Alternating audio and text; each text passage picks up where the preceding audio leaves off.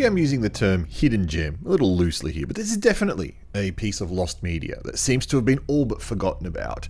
Mixing in all the typical Japanese tropes into one, this shot-on-video flick has its charms.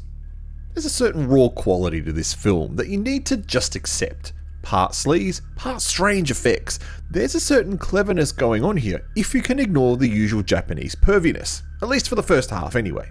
That cleverness comes in the form of some very interesting camera tricks and a storyline that revolves around Japanese school urban legends, such as using mirrors to cast a double of yourself, hence the movie title.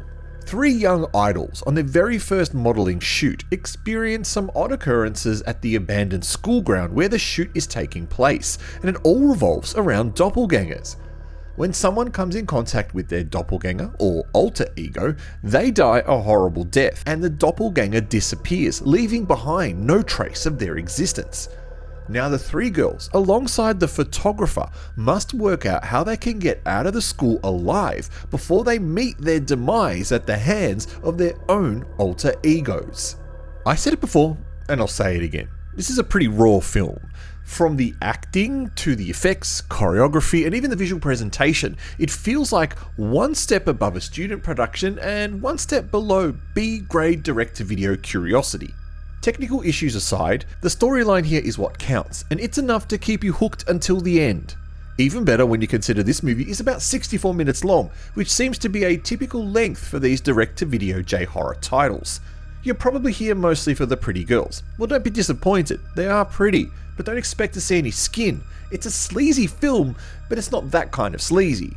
There's also a clever element that involves a kind of parallel world, something the director would explore more about in his breakout film The Chasing World.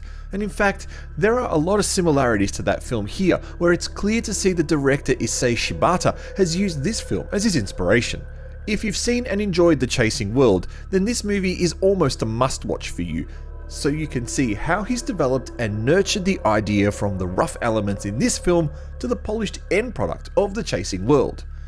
One thing to watch out for is the very 2000s visual effects, where the doppelgangers are on screen. Clearly someone bought some new video manipulation software and was pretty keen to try it out. On top of the cleverness, there's a certain weirdness with this film that reminds you that you're watching an experimental title first and a serious film second.